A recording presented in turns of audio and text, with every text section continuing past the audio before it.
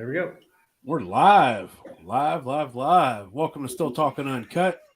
I'm your host, Big Easy, joined by Master Distiller Sean Rigsby and a special guest, another special guest. Always enjoy guests, man. I love the stories and everything that we get to hear. So today we get high and angry. Oh, Joe Jackson. Yeah, JJ, welcome to baby. the show, Yeah, my baby. man. Man, I appreciate y'all having me on. Like I said, it's one of those things where you don't know that you're part of a community until you get to be a part of something like this. And I didn't know that, but this is definitely a brotherhood amongst brotherhoods that I'm a part of. So yeah, we're all family. we're all family in the end. So Oh yeah.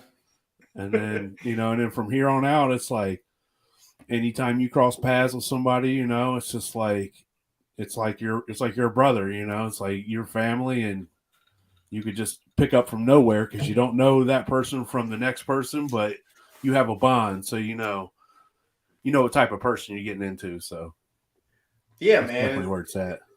it's crazy, man. Well, I'll let y'all start it out because, like I said, You just talk, bro. We listen. Yeah. We like that. I ain't got to ask questions. Sean ain't got to think. We're good, man. I know but the anyway, format so of things. Yeah. so JJ here going to be on. Hold on. Let's back, Oh man, back up here. see, What's everybody drinking on? we already went. See, we did that beforehand, so it messed me up. And then I'll let Sean talk about what you got coming up. So, because I got he doesn't inform me very much about stuff, and so I've been on the edge a few times. So Well, I mean, so it happens. life happens that way. All right, What are y'all drinking on? All right, so I'm finishing up some peach cobbler I got from Tuckin' Reds in Yellow Springs. Tucking Reds. Yeah. Tuckin' Reds. I like that. They still got my barrel I got from Shua and Sean's Tower out there making vodka with it. Yep. I have to go out there and see them. I need another jar of peach cobbler from them. Hell yeah, that and they got that 4-jar bypass in mine too. Well, that I built for them. Yeah, I like my peach cobbler better, but well, isn't that the name of the game where it's like, bro, like for whatever reason you could call it bias. It's like, bro, I've always liked my shit better for whatever reason. Oh yeah. You take that sip off of some shit you just made, and like it might be hot garbage, but it's your hot garbage. Our hot garbage. In your mind, it ain't never going to be as good a job as you can do. Exactly. It's just like the old lady ain't never going to give you a handy better you can give yourself because you're seasoned, man. You got that down. I've been practicing this my whole life. Well, this episode's done with south. Well, no. We know what's going to happen. Let's put it this way: like tonight, I'm drinking on this malted blue corn. It's 100% malted blue corn whiskey that I make, and like I don't know that I've ever tasted anything commercially like it, but like it's one of those things where it's like I don't know if it tastes like hot garbage, but I like the taste of it, and the very few people that I've had taste it have been like, "That's different. I don't know what to think of it, but I like it." In terms of like flavor, taste, whatever. So, we're in that vein of like, some of us make obscure shit and some of us make, the mainstream, Corn we talked about this. Yeah. Some of us make corn liquor, but like, I like this. It's 100% malted blue corn, man. And that's it. I'm intrigued. Mr. Rigsby, what are you drinking? Well, I'm drinking on a few things here. I'm drinking on the old Busch Light the apple. old trusty Busch Light apple. I like it. Sean's got enough of them to last him until they bring them back out next year. Well, see, that's the plan. Maybe. Bourbon Ball Moonshine Cream from Neely Family Distillery down there in Kentucky. Dude, I like that bottle. That bottle's sweet as hell. Hell yeah. It's good too. Are and you them dudes making that bourbon cream, like I don't know like there's a couple of guys around here that make that shit, but it's like it separates on the shelf. Like, Okay. you know what I mean? Like you gotta like shake it up, which for like if you're doing like a brandy or like a heavy rum, like I can see having to shake it up a little bit, just kind of get all the shit back into suspension. Yeah. But like I don't know. I like if I'm gonna buy a cream, I want it to be mixed. Well, You know? you know, it's a lot Something of look like. yeah. Well, a lot of those Yeah. creams, those bourbon creams, that come in dark bottles, so you don't see it separate in a bottle. And And that's it always says, "Shake the shit out of me before you drink me." So, it always says it on there, but and I'll shake everything anyways. But I put Yeah. that label on me. I put that label on me too when I go out in public. So. so the High and Angry podcast. What's I guess where did that come from? The name or I didn't even know he had a podcast. Thanks for giving me some beforehand information. I tell everybody man. I don't know shit going in. Sean just gets a guest and then I ask questions, so I don't really know much going in. I just wing it. So the high and angry thing. I mean, I don't expect anybody to know who the fuck I am, but like the high and angry thing, it started as something that my soldiers used to call me when I was in the military. We used to have this like unspoken competition of like who can get the highest, angriest high and tight. And basically, I used to get like they called it a 4-finger high and tight, where you go to the barber and you'd be like, "Hey, put your hand right here," and then just cut around it.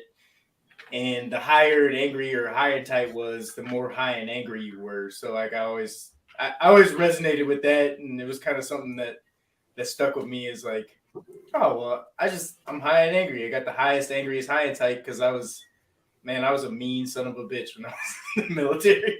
Not so much now. I've leveled out, but that comes with age. You know, you get older. yeah. Usually you'll level out. See, I had no idea what you was talking about. Obviously, you're talking about hair. I ain't got no damn idea what you're talking about.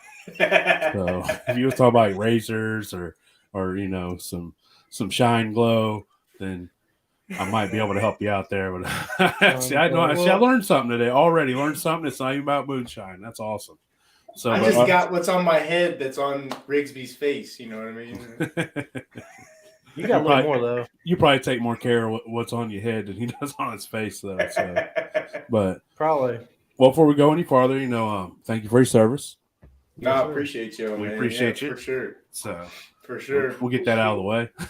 Yeah, I mean, it's one of those things where it's like, if you're in my position, it's like like I really do appreciate it.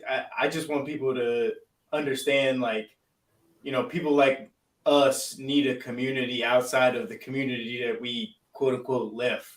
And like, I haven't felt more welcome by a community since leaving that community than being in this space.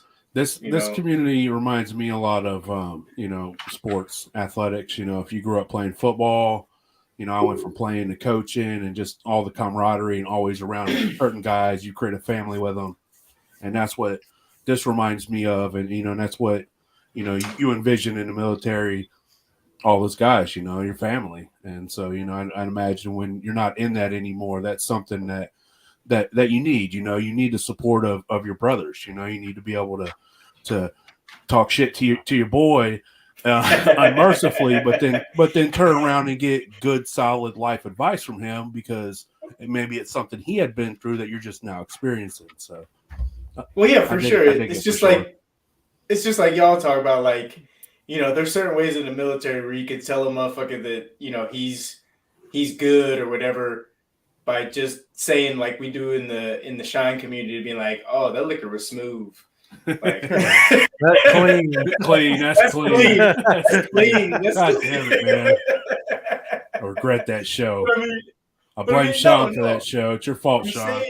Here for you, brother. That happens across the board with all these communities, where it's like, you're headed in the right direction, and that's cool. But it feels good to just have that support in the first place. So. Hell yeah! So So tell us a little bit about your history, where you're from. You know. How old were you when you started shining? What got you started? Just if you listen to Yeah. any podcast, we give everybody pretty much the same questions because that's what Mm-hmm. we want to know. We want to know about where you came from, what got you started, and what you love.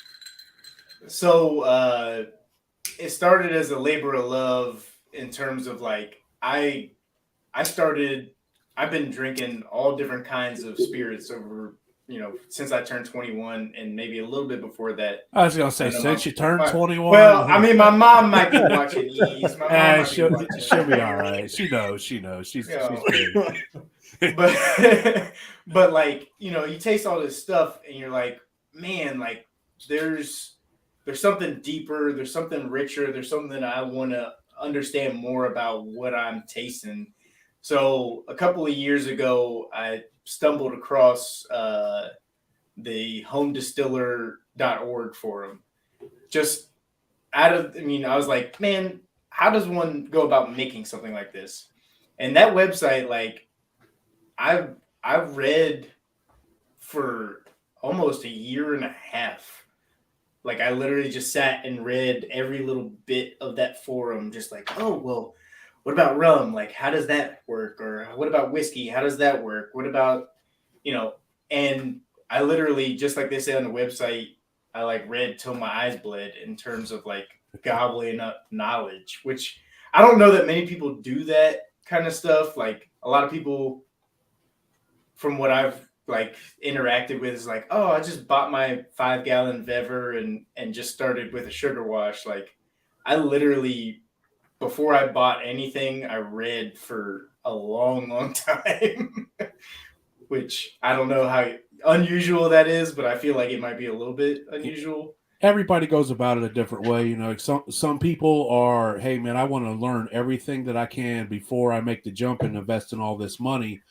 And some people like me, we're bulls in a china shop. Give it to us. I'm going to mess it up until I get it right. I don't care. And so, everybody learns different. Some people are more visual. Some people are more hands-on. So, we all got our own ways. And that's what's awesome about it. I got the safest equipment I could find when I first started, and then I figured, hell, if I got safe equipment, then we'll see what happens. Yeah. I mean, like for me, from learning from that website, it was run electric, which I know like throughout the community, people talk about running electric and whatever flavor that gives, but like I started on a induction cooktop with a little 5 gallon Vever like most people do. And hilariously enough, like I started talking to my dad, who has since passed, but I was like, hey, I mean, he was a great guy. Like I dedicated most of what I've done in my life to him. Because I mean, he really taught me a lot, but he was like, hey, you're making shine. And I'm like, yeah, maybe.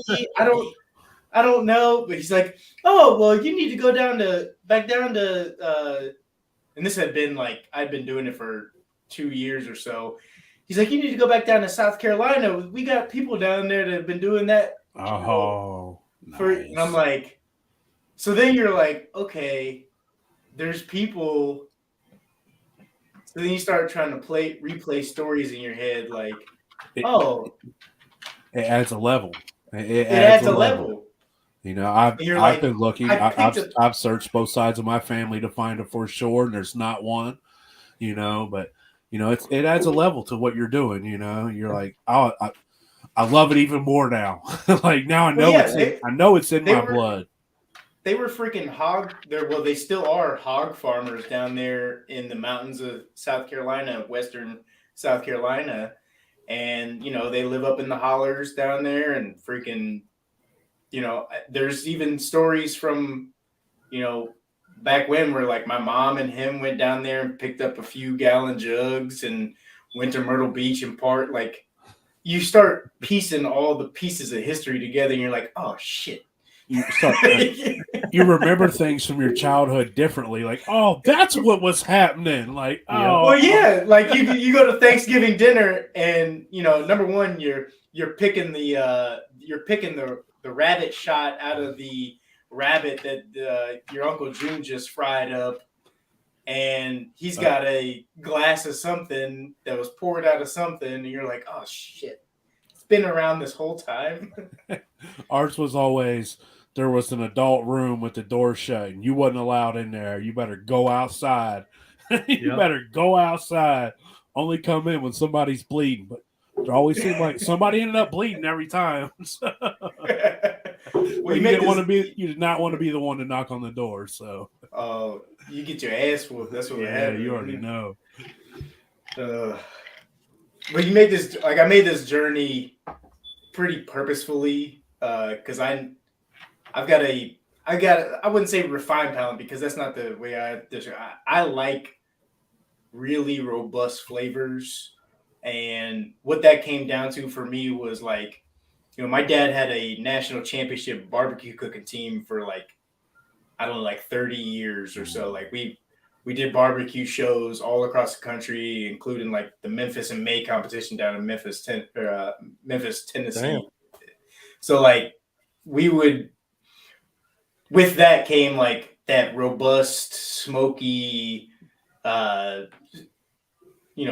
a lot of different spices, sugars, kind of barbecue flavor that I'm like used to or have become accustomed to. So I always looked for that when I was drinking something, and I never found it. Except for maybe there's like a few on the shelf where I'm like, gotcha.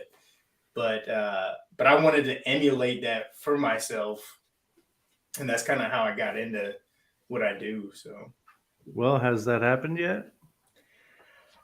yeah, man. Yeah, like so I've since had to put things on the shelf, so to speak. If you get my drift there. Mm-hmm. You take that step away because you're like, okay, I've got opportunities within this space that just don't involve me doing things, outside of bounds. But yeah, man, I mean, I've explored so much, whether it's like funky Jamaican rum using infected muck pits at different stages during fermentation, using different acids, all the way to like using, heavy peated malted barley, like fairly, well, I would say majority regularly in everything that I make. So yeah, it's been an experience in trying to like explore those flavors and kind of break them down how I want. And the one thing that I will say is that like everybody's like, oh, you made a bad jar. It's like, no, just keep it, bro, because at the end of the day, that one bad jar may have the one flavor that you're missing in your good jar. And you can take that bad jar and take a scoop out of it and add it to the good one, and it's like lights out. Like It's like having a jar of seasoning on the shelf. that's it, man. Take That's you a little it. bit. It's not a bad tip. Sometimes that's all you need. Just a splash. That's all it takes. So, what was the first thing you ever made? You got that 5-gallon Vever. You did all your research.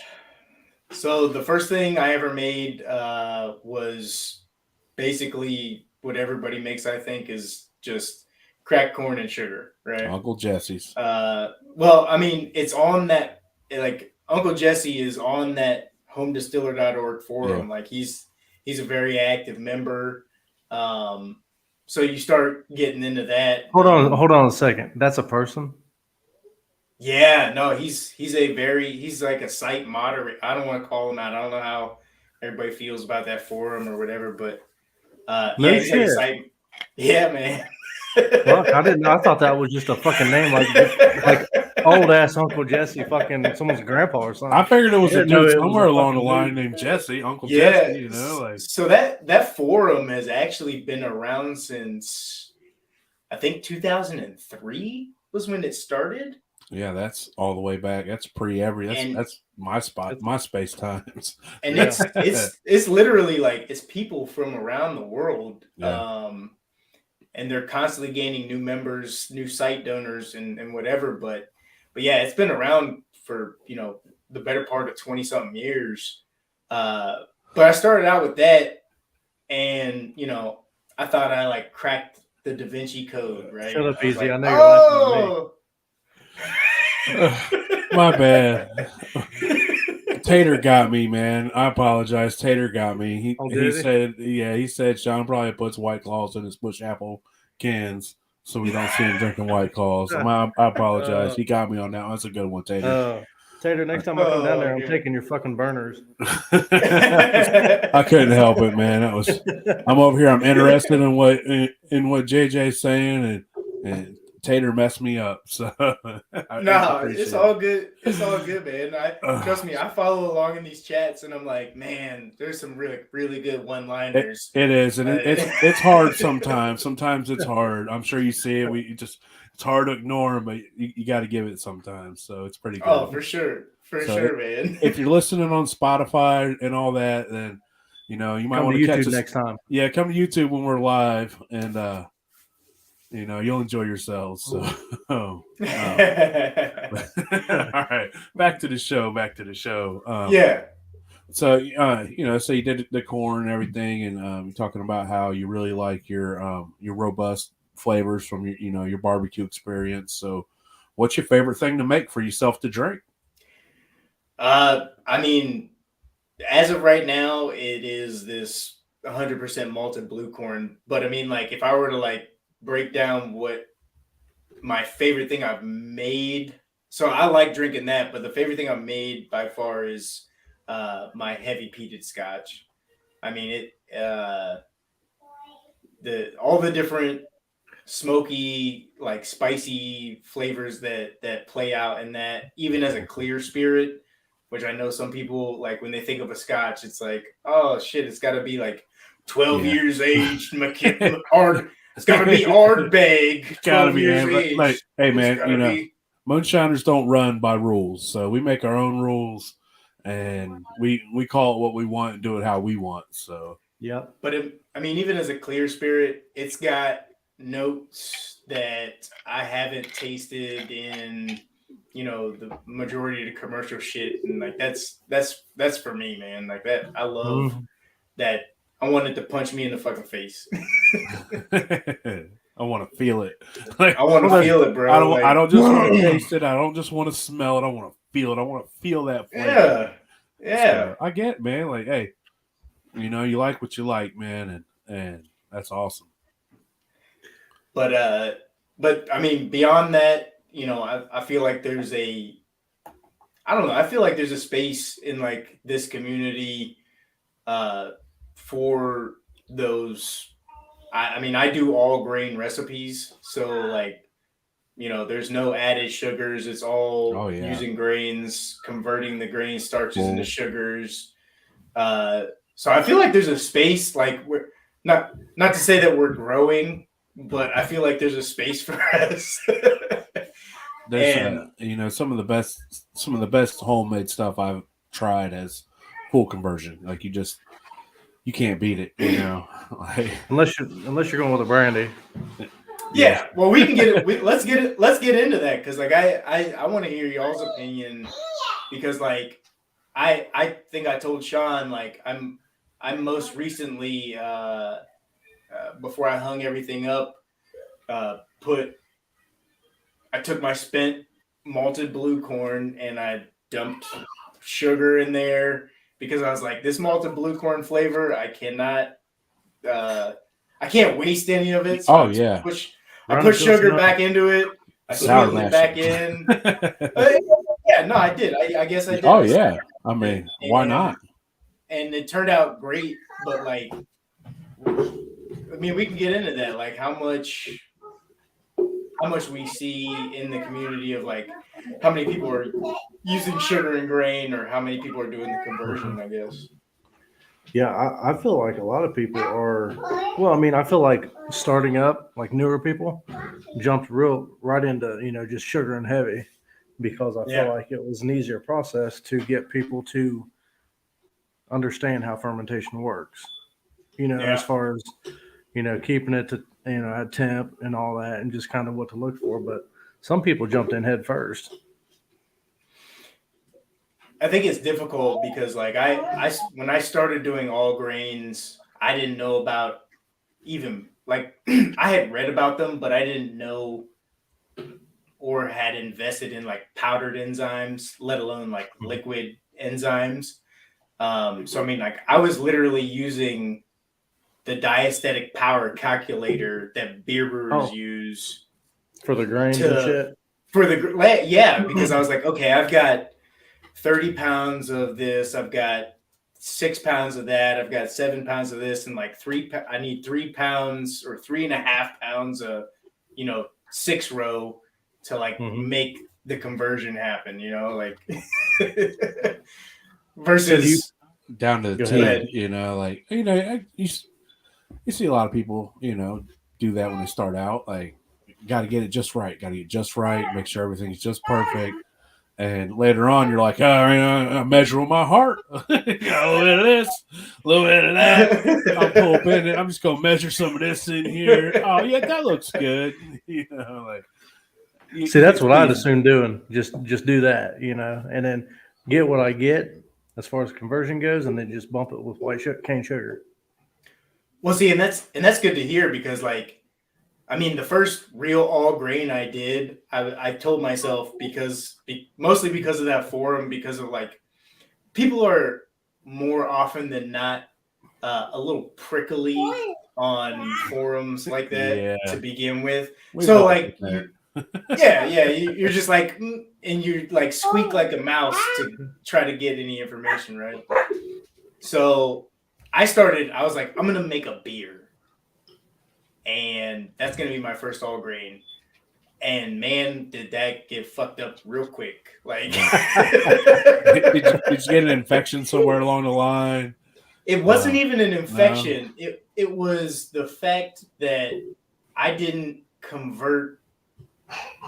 The conversion continued to take place along the line up to the point to where when I bottled it, and tried to do like bottle conditioning and all that shit, it ended up just over carbonating and popping the tops. Oh man. And like, I didn't understand like during the process of fermentation, like using something like a beta glucanase to break down those long chain sugars into shorter fermentable sugars, during that fermentation process.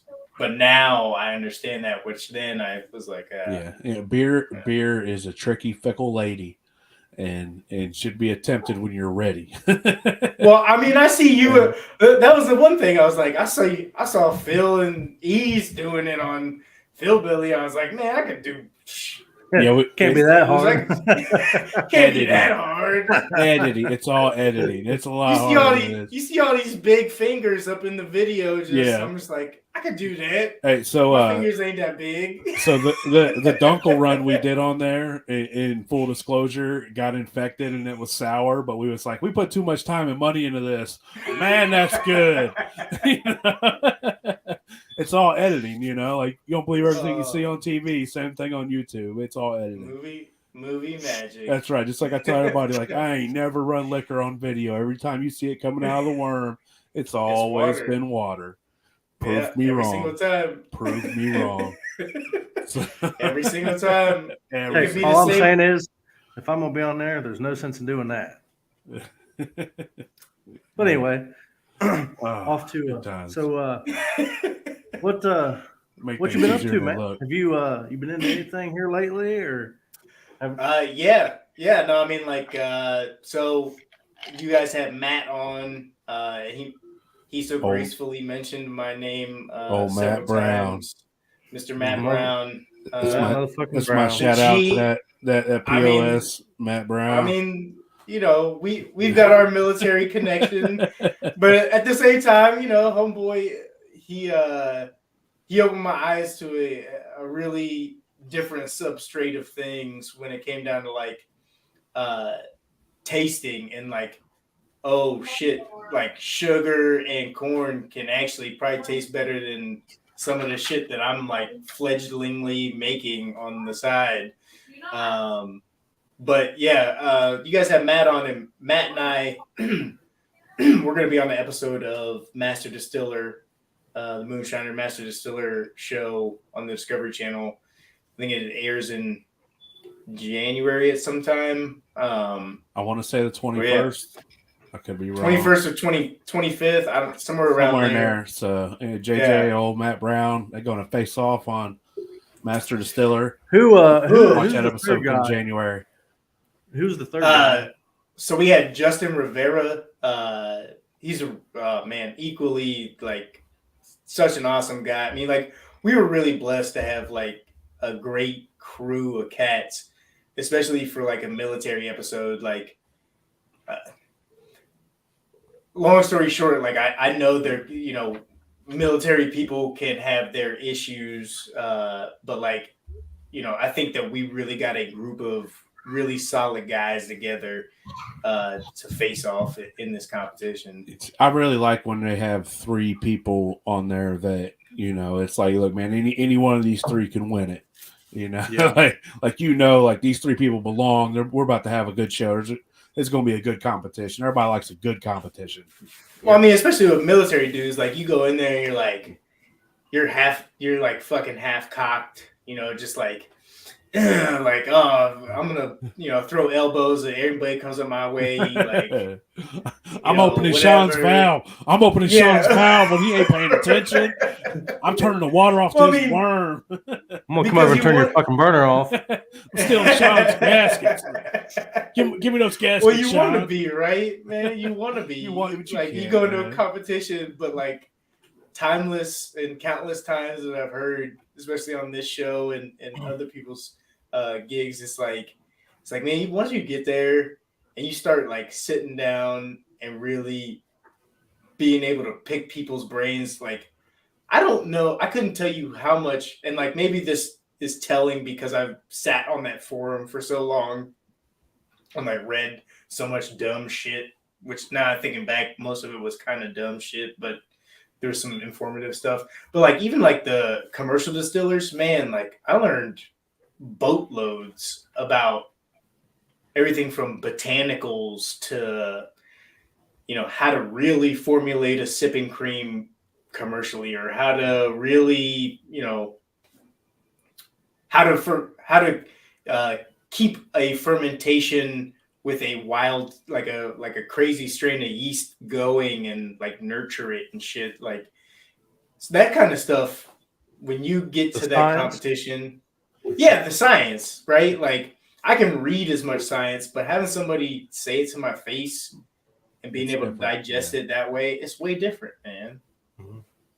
And like, you know, I say it all the time.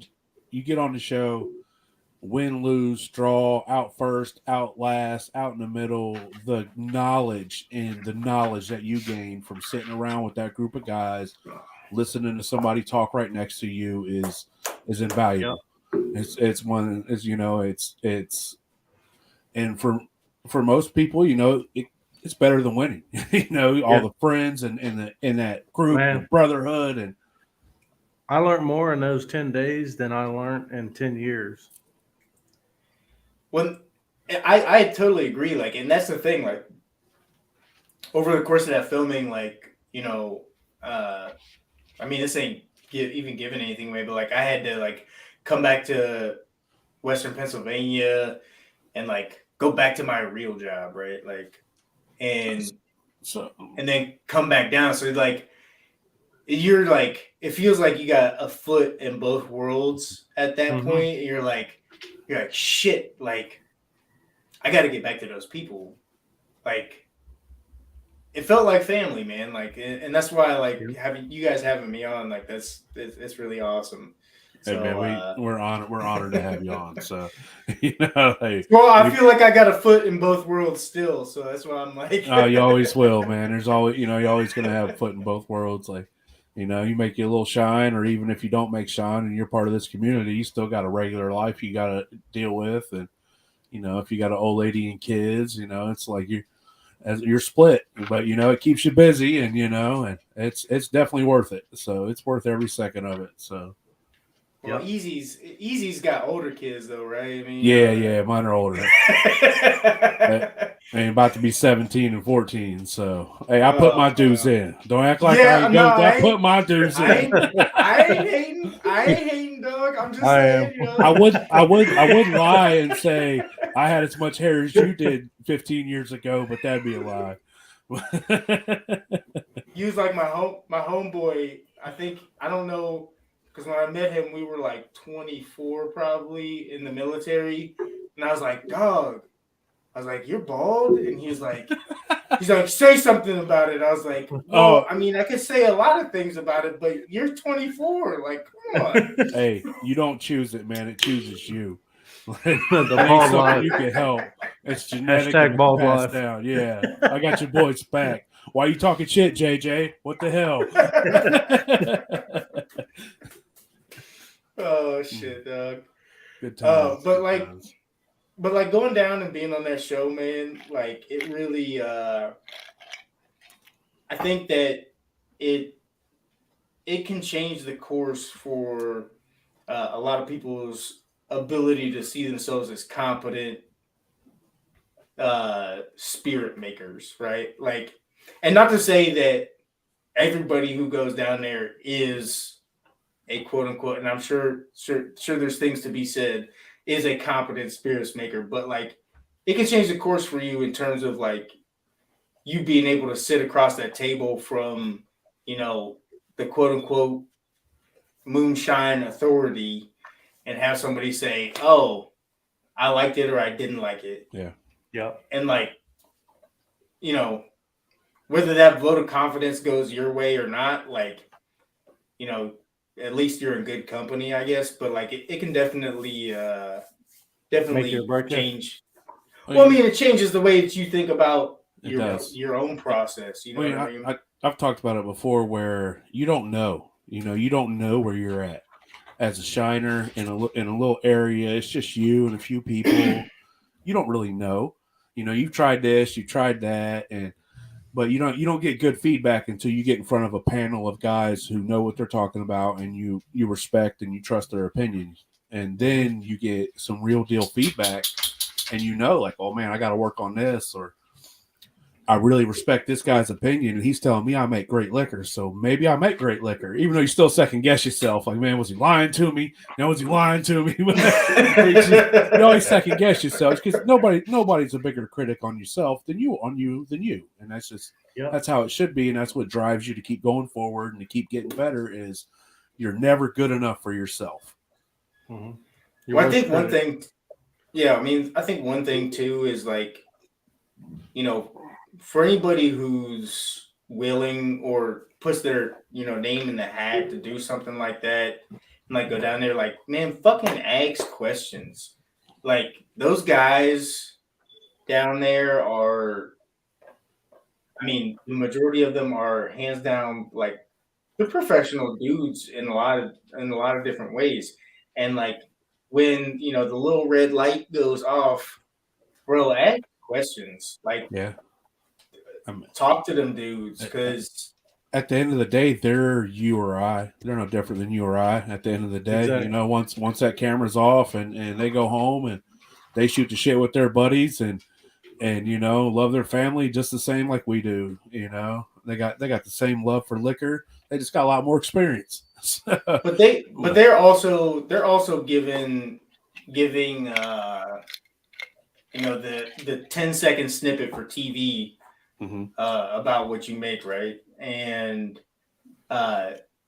being able to ask questions can give you a different perspective. Once that little red light goes off, be like, let's break it down even further. Mm-hmm. Like, what did this mean to you? What did this taste? Where did that hit you? Like, and I think that's a part of the experience that people shouldn't shy away from, because there's so much knowledge down there, man. Yep. And it's I don't know, Rigsby. I mean, I know you made vodka, but like I didn't make that. vodka. That's what I mean. That wasn't really vodka, right? Like but there was like certain subtle nuances of shit that was in it that came through, of course, on a pot still, right? Yeah, I mean, all three runs was wheat through and through on that one. It was not my best jar of liquor I've had. You know, I'll give you that. Yeah, it was decent, I guess. I mean, I don't But you're probably particularly like. Go ahead. well, you're probably like me. Like if I'm gonna drink anything, like that I've made, like even if it's a clear spirit, it sits on glass for like 2 months before I probably even like will stick a pinky finger in it, just because like it'll just sit there on glass Yeah. because it's got to mix and mellow and like all the flavors got to come together, like because when you just taste it, you taste your jar number 5, it doesn't taste like anything. It tastes like everything else probably that you've ever fucking made. Like you say you're making a brandy, right? All brandies that I've made, they all taste like fucking almost remotely exactly the same. They may smell different, but they all taste almost remotely the same 10 seconds off of the still. In terms of like, oh, this is fruit, right? Okay. Yep.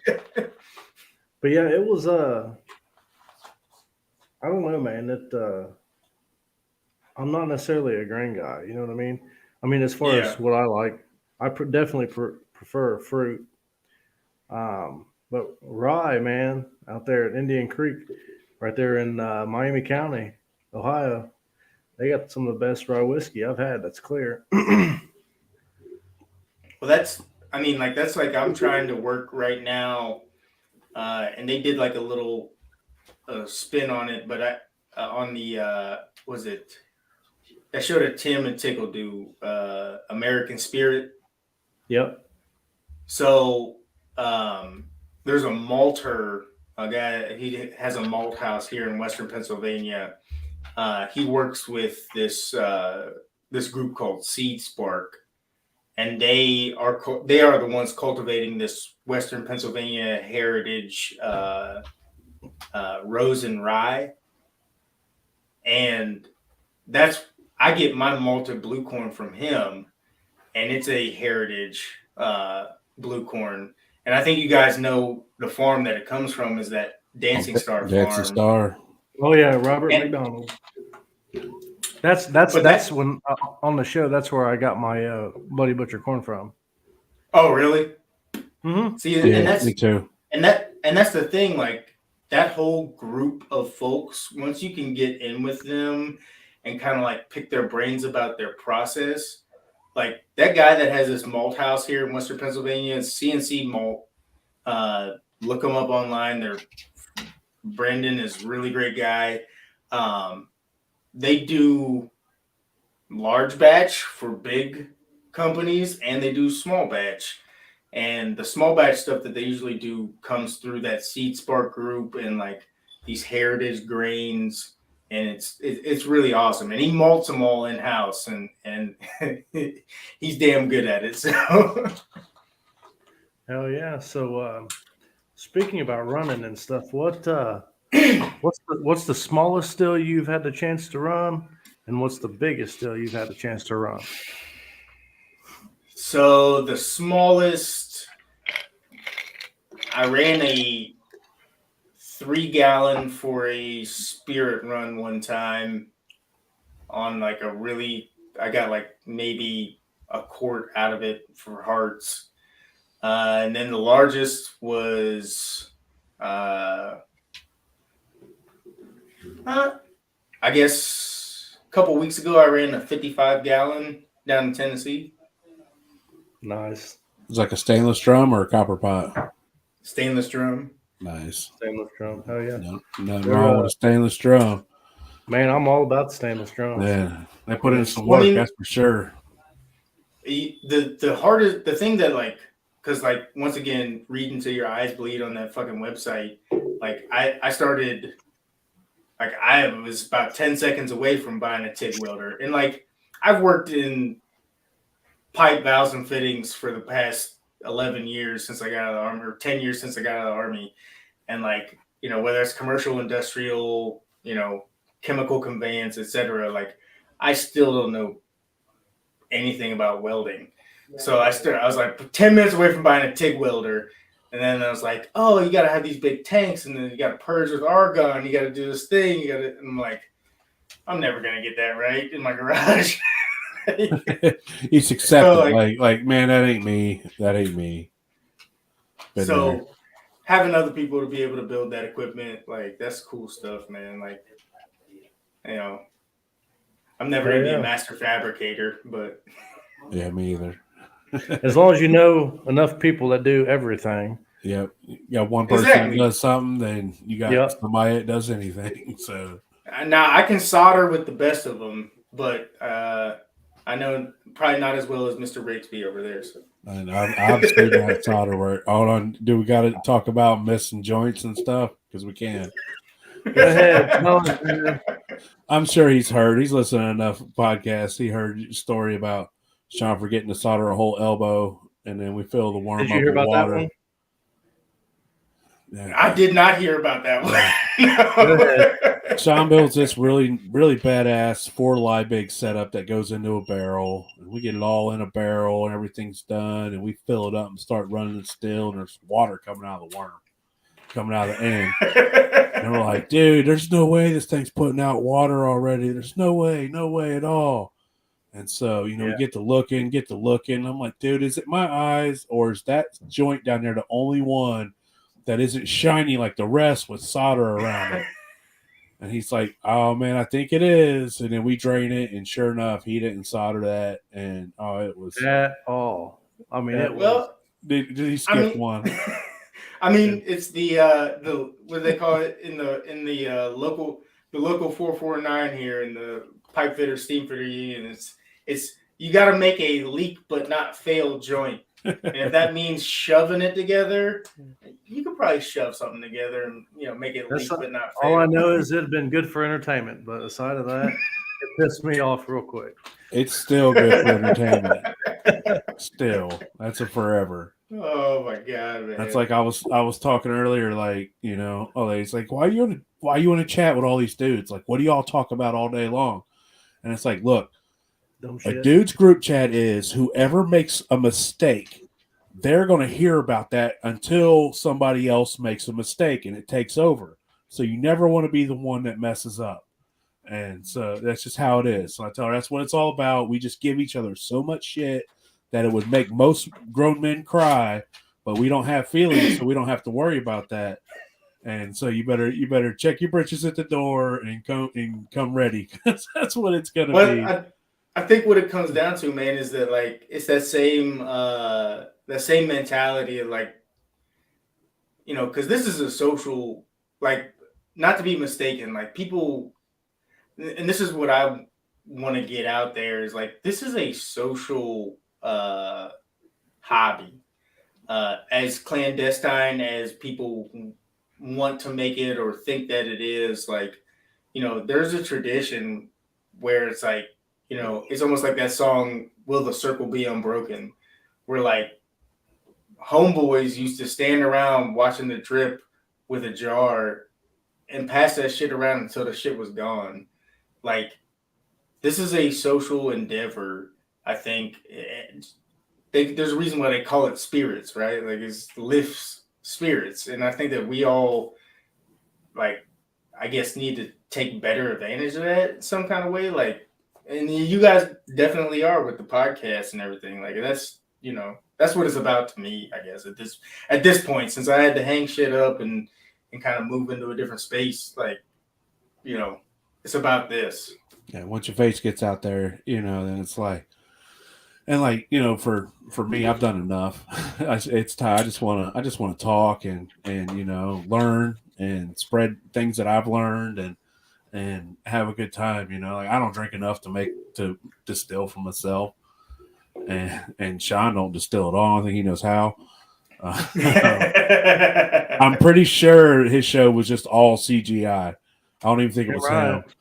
He was like a Tupac hologram up there making liquor or some shit. There was I don't know. There was dust coming out of the end of that spout. You know what I mean? Always. But like, y'all gonna, My bad. no, go ahead. so y'all gonna fuck around hurt my feelings one of these days. I've been trying. Well, I've been well, trying. you know, if anything Matt has told me is true, Sean, then you know we're definitely gonna have to find ourselves in the same place at the same time somewhere around the spout. And Well, when this happens, at least Matt will know 2 people there knows how to make good liquor. Unfortunately, it ain't him. Ouch. Oh, don't Ouch. do him Shots like that, fired. bro. Shots fired. I'm telling He's been you, shooting at me over in the comments all night. Yes. See, I wish I had the YouTube up. I got my iPad right here, but I didn't got so embossed in talking with you fine folks.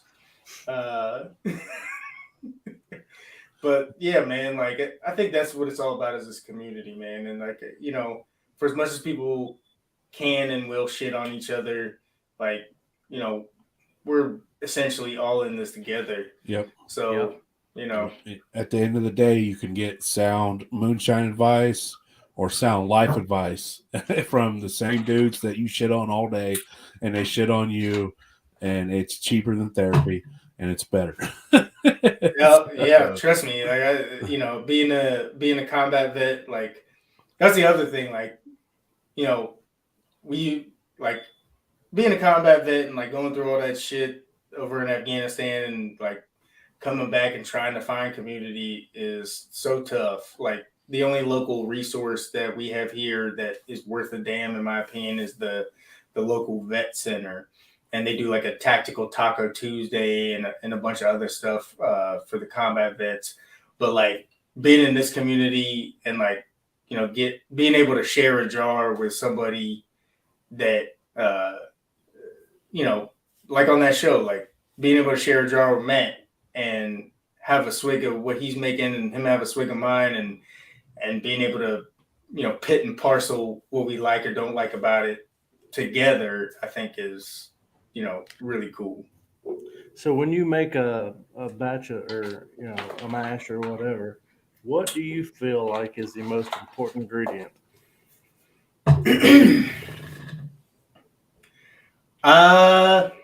In my experience, it's the yeast. I mean, I and Matt will tell you this. I am a yeast snob. In a lot of Me too. It comes in a pound pack. It does. Yeah. It says Safiston on it. That shit will make anything.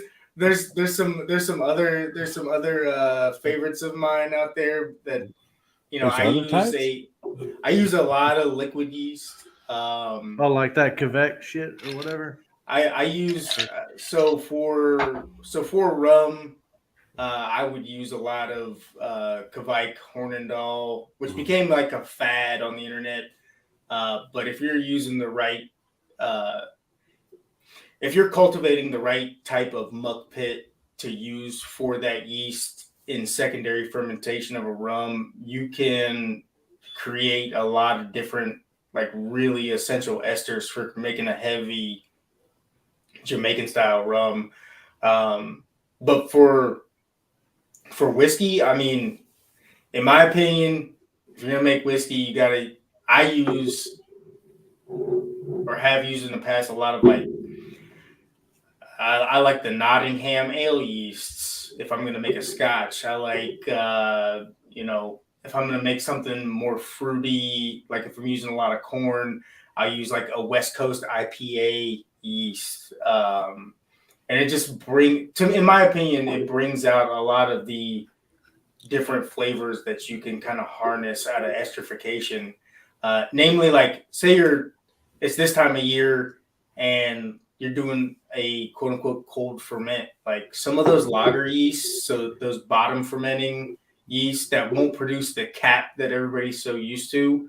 Like, I don't know how many times in the wintertime where I've fermented something that just didn't have a cap. It was all liquid on top, really like just things floating here and there, but it was all happening at the bottom of the fermenter. You know what I mean? So do you only ferment in the warmer months, or do you supplement the heat that you're lacking in the winter months? So I feel like in the spirit of making spirits, if you're gonna ferment something at different times of year, there's different types of yeast to do it with. There are a shit ton of cold fermenting yeasts that will ferment down around 50 to 60 degrees Fahrenheit. If you've got it in your garage or wherever, whatever space that you're using, and it gets down to 45, 42-ish, they'll still work. It'll take a while, but they'll still work. So in that spirit, you just use the different types of yeast that are suited for whatever time of year that you're working. Just like you was talking earlier about making beer, like certain lagers have to be fermented cold. They're cold ferment. So, if you live you live about on the same latitude as us, cold as shit in the wintertime. But that's the thing, Easy. There's certain types of cold fermenting yeast that will do the job in the same amount of time that a warm fermenting yeast will. It just does it different. You can have a 6-day ferment on some of those lager yeasts. It won't look like it's doing shit sometimes, but it's doing the job. It just isn't what you're used to kind of feeling. Yeah, I'm a big fan of those big ass fish tank heaters. It'd be 10 degrees outside. I'd have shit, 80 degrees. The barrel's steaming. It's fucking 10 degrees outside. Well, when you're doing it on a scale like this, and this was always my thing with those fish tank heaters, and not to shy anybody away from them, but I only had to watch one video online of, I think it was Jesse from Still It. I had to watch one video online of one guy having one run away from him. And for a commercial distillery, that's a huge problem corporately, right? But for a guy that paid, I don't know, $200 for a 55-pound bag of heritage grains or whatever, that's a real fucking problem. Yeah. You know what I mean? A big distillery can write that loss off. We had a loss. We had a loss. If you got, corporate, sitting in the living room being what happened? And you spent what? And now it's what? And it's oh. Yeah. Yep. That's why too, in the wintertime, I'm all about sugar and cracked corn because it's fucking cheap. If it fucks up, it fucks up. Yeah, and it'll ferment. It might, some of those might take a month. And who cares at that point? You're still sitting on something that's gonna taste good, it's gonna look right, and it's gonna be good in the end. But I like using those strains of yeast for the appropriate time of year, and giving it that I don't know. I give it that love that I feel like it deserves. But I know bread yeast will do the job. Here we go. Okay, it does. Yeah. Hear me out. He's gonna have to try some brandy made with bread yeast. It might change his mind a little bit. Well, banana brandy.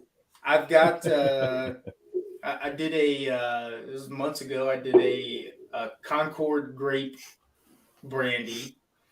I stumbled into a pile of them, and I did it with bread yeast. But hear me out. Once again, I didn't add any sugar. So to you purists out there,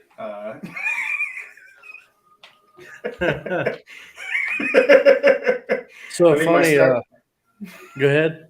No, my starting gravity was 1.035. Hey, fuck it. Easy's got a nice little story about some grapes. Oh, the old hillbilly grappa. I made hillbilly grappa. We local dude at a winery. Me and a lady go up there and drink, and I was like, "Hey man, what do you do with all your old pressed grapes?" He's like, "I dump them out back." And I was like, "Man, can I get some?" He's like, "Yeah, you want 10 tons?" And I'm like, "No, I don't want 10 tons. 2 tons, 10 doesn't matter." And I was like, "How about I just bring up a few 55-gallon plastic barrels and you fill them up for me?" And he's like, "Yeah, man, that's cool." So I take them and I get them home. And I'm just looking at them like, holy shit, man! I got 1,000 pounds of pressed grapes here, and the red grapes, they weren't they were like half pressed, and those ones came out really well. But anyways, I called Sean. It was right around the time Sean had acquired the Legend, and and so and then my buddy Noble, he goes and gets me these blue barrels from down around Cincinnati, and I mash in 80 of these barrels with 50 gallons of mash in each one of them, and so I dump 50 pounds of sugar in with water in each grapes, and I'm like, all right, man, I'm gonna let these sit. I'm gonna come back tomorrow and pitch yeast, and I come back, man, and they're capped up and they're fermenting like crazy off all the wild yeast from those grapes, and so I made a video for YouTube and I called it Hillbilly Grappa because it ain't made like grappa. It's my way of making grappa. So you can watch me do that step by step how I did it. You'll see the big barrels. It's on my YouTube channel. And so I watched it. It was a chore. I did it all by myself. Made my kids help me, like, hey, roll this over here. And that was one of the things I realized, like, yeah, I think I'm coming to the end. It was great. It was a great time, and I definitely learned. That was where the condenser went bad. Yep, that was the condenser went bad. Yep, that's when dude. I broke the thumper. Sean left me there by myself, and I broke the thumper. And that thing was a shit. It was a shit show from day one. But hey, man, it was a good time. We learned a lot. So no, I'd like to learn more from the community in terms of like, because I run a column or have run a column in the past, and I look at it, whether it's packed, not packed, deflegmator on it or not. Like, I look at it and, in that term, in terms of that, that's how I focused on, refining spirits or, making them quote unquote more clean. But that thumper science is definitely something that I definitely want to figure out in the future, with the community. So, well, anytime you want to run a thumper, you know where to go. Home, where they make good liquor. Home. I told my mom, I was like, man, I should have came home, man. I should have came home, but this. Whenever you get out this way, man, give us a call. Yeah, bro. Yeah, I mean, like I said, like all my family is all over there in Columbus, Ohio. So, so it's not a far cry, for sure, man. But yeah, go ahead. So you're over in West. You said you was in Western Pennsylvania, right? Yeah. I got it on my docket to make me a trip over to Old Dancing Star here in the next few weeks. So when I do, I'll let you know. Yeah, hit me up, man. Because like I said, I know the guy that malts for him. Okay. And he malts like any number of things for whether it's local breweries or local distilleries. Nice. And like I can hook you up with that guy for sure because that's I'm not much of a malt person. So. Easy, are you seriously going there? If you do, yeah. I wonder. I've told you about it like 3 or 4 different times. Man. So there's a rumor on the street that there was a good crop of that rye this year. Ooh. So me, you, and the YouTube fence post. But yeah, I mean, I think there's a way. there's a way that we can establish a connection between this community and really focused farmers like that guy and focused malters, people who really want to do. Yeah, I always recommend if you live in an area where there's farmers, it don't hurt to ask.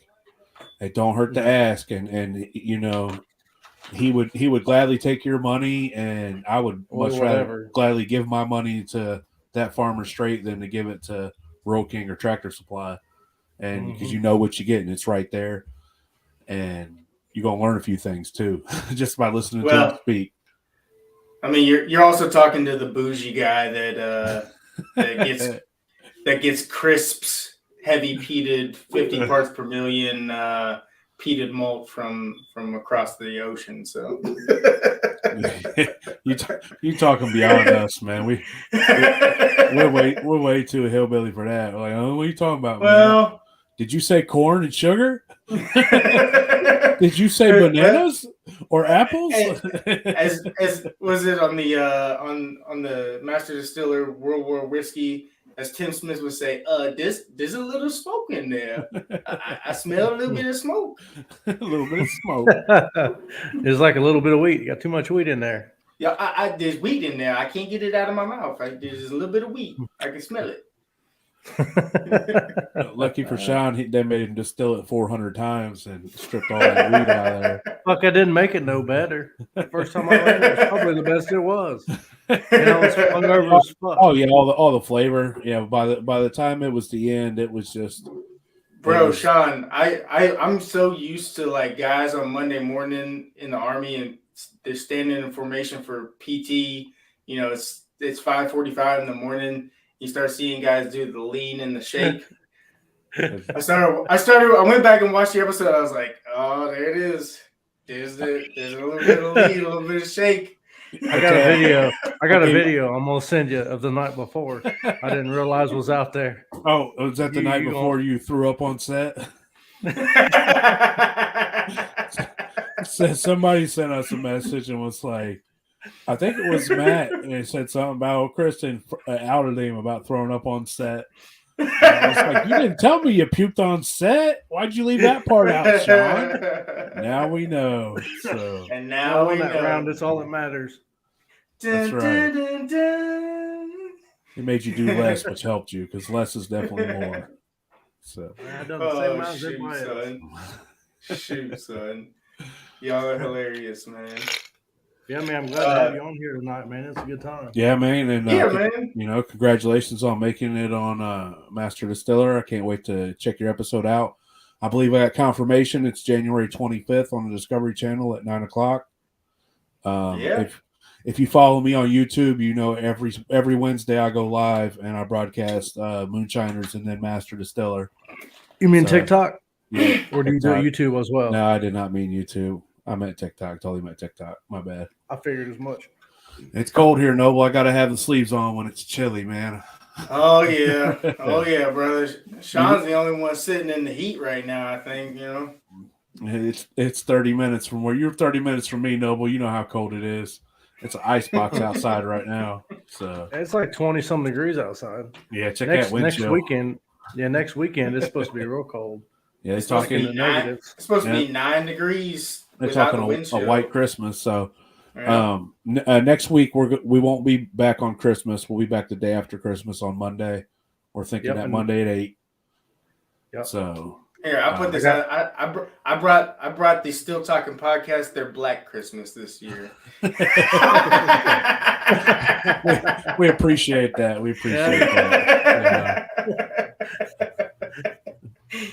Yeah, sorry. I'm an infantryman. I'm a grunt. I couldn't help myself. You know? Oh, it's all hey, man. It's I'm sure you've heard us say, you know, we say it like it is. We enjoy it. So it's a good time. That's all that matters. We have a good time. So that's all we care about. But all right, well, I appreciate y'all, man. Thanks for having me on. It was definitely a pleasure, man. And yes, sir. We'll look to having you back on after the show. That way you can talk a little bit more about your experiences and things like that, kind of like we did with old Judd, you know, which is really cool. Man. Yeah, man. So, like I said, we really greatly appreciate you being on here tonight, taking your time, taking you even to be with us. Everybody listening, we appreciate you being here. We appreciate everybody being here, but Sean. Thank you. But Sean. Take him or leave him. He's all right, though, most of the time. But anyways, I hope all y'all have a great night. JJ, don't log off as soon as we get off here. Stick around for a minute. Definitely, bro. Sean, have a great night. know. Have a great Christmas. JJ, y'all hope you have a great Christmas. Everybody in the comment section, have a great Christmas. We'll see y'all next Monday. Shine on. Shine on. Shine on.